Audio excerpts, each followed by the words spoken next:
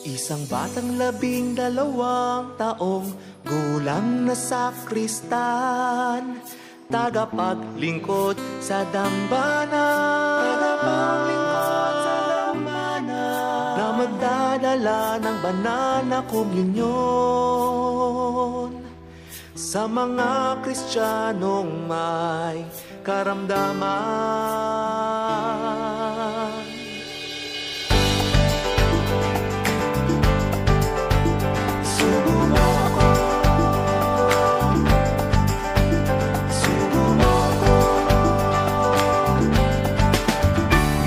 Ng batang may pusilak na puso, di alintana ang takot sa kamay ng mga masamang loob. Handang ialay ang buhay sa Tarsisyo, ikaw ang naging tulay sa mga batang nais maglingkod sa Diyos.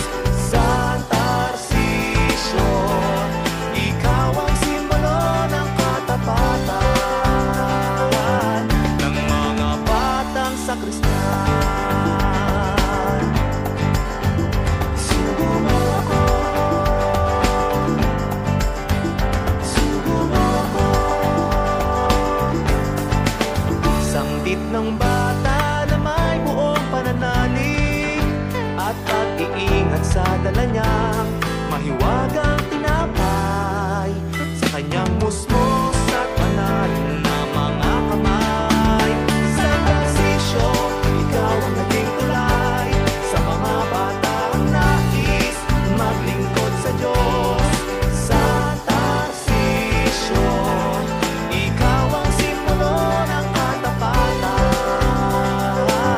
ng mga batang sakristan. At namatay nang siya ay pagbabatuhin, misteryo ng kakristyanuhan ay hawak pa rin.